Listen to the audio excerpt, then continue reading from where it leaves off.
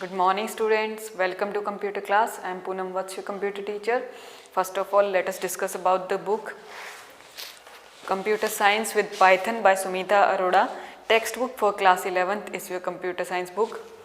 You have to purchase this book. It has 4 units.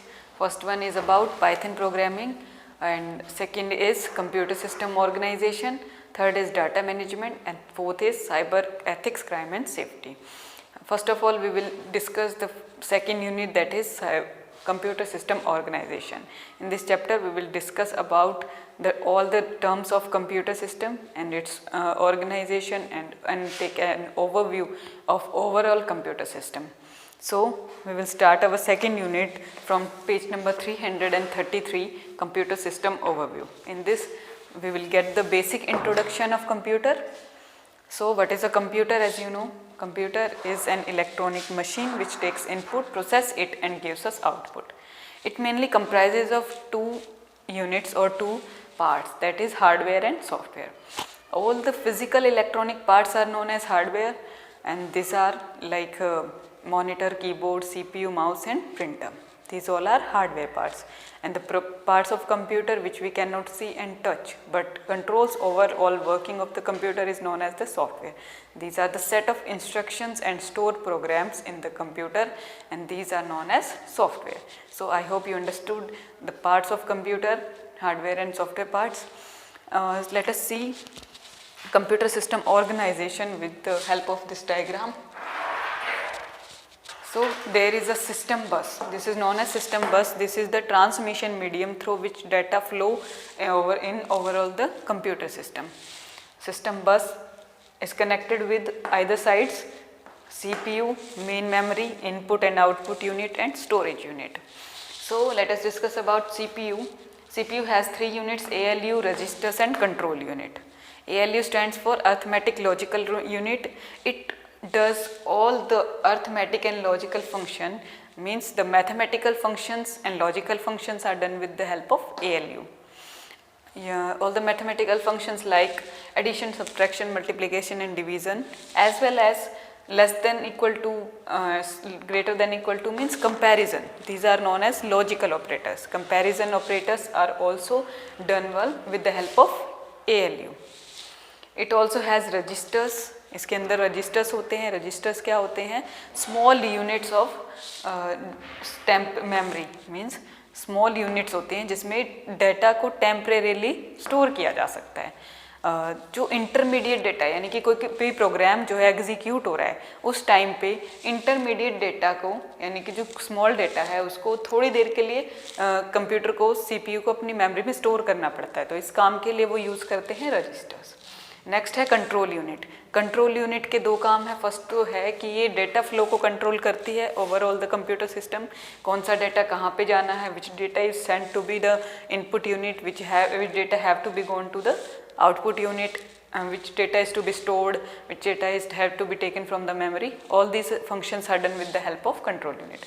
And second is program execution. Program execution is done with the help of control unit.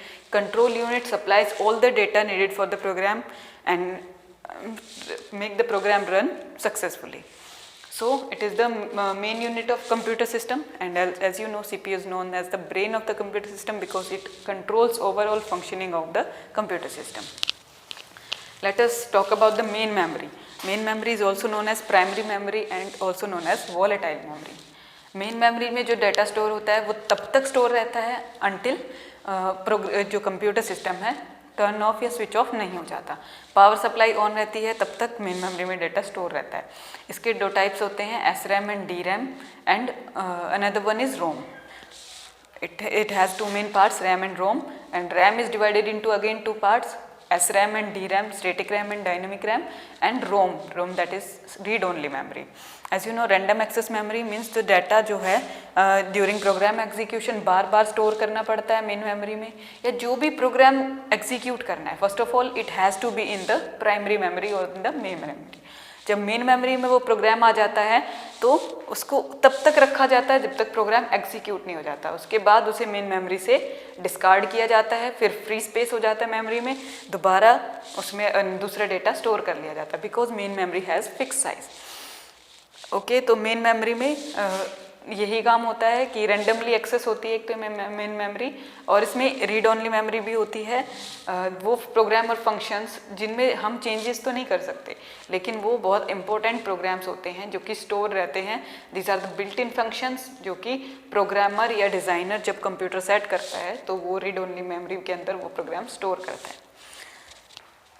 For example रोम का example हो सकता है, read only memory में रहेगा आपका operating system, ठीक है, जैसे कि विंडोज़ ऑपरेटिंग सिस्टम है। तो सबसे पहले जो है विंडो के अंदर ही हम काम करेंगे। जैसे कंप्यूटर ऑन होगा तो विंडो ओपन हो जाएगी, तो वो बेसिक ऑपरेटिंग सिस्टम है जिसपे अदर ऑपरेटिंग सिस्टम्स या दूसरे सॉफ्टवेयर्स काम करते हैं। इसके अलावा है इनपुट यूनिट आपको पता है, it takes input from the user से इनपुट लेती है, as well as input unit का काम क्या है कि वो कन्वर्ट करती है उस इनपुट को इन मशीन कोड। क्योंकि इनपुट तो हम किस ह्यूमन रीडेबल फॉर्म में देंगे या हाई लेवल लैंग्वेज में देंगे, तो उसको वो कन्वर्ट करेगी first of all machine code या बाइनरी कोड में। इसके बाद वो सप्लाई करेगी इसको CPU को, उसके बाद वो फंक्शंस परफॉर्म करेगा या प्रोसेसिंग करेगा। सिमिलरली आउटपुट यूनिट क्या करती है, मशीन कोड में डेटा या आउटपुट लेती है फ्रॉम द CPU और फाइनल रिजल्ट को कन्वर्ट करते हैं in any high level language, या जिस तरह की लैंग्वेज में अगर हमें चाहिए उसका हार्ड कॉपी चाहिए तो वो प्रिंटर को देगी as it is hard copy में कन्वर्ट करके, या हमें सॉफ्ट कॉपी चाहिए तो वो उसको देगी मॉनिटर को देगी। तो कन्वर्जन का काम भी कौन करता है, आउटपुट यूनिट। सो इसी तरह से input unit output unit input और आउटपुट लेती भी हैं या आउटपुट हमें देती भी हैं और कन्वर्जन का काम भी करती हैं। Next is storage unit, and here is the storage unit which is also known as secondary storage unit or non-volatile memory, because in this unit data remains saved, data remains stored even after the computer is turned off. So example of secondary storage is hard disk and other secondary storage devices like CD, DVD, pen drive, flash drive, etc. This is all about the introduction to computer system. Details of computer system organization will be discussed in our next class. So thank you, have a nice day.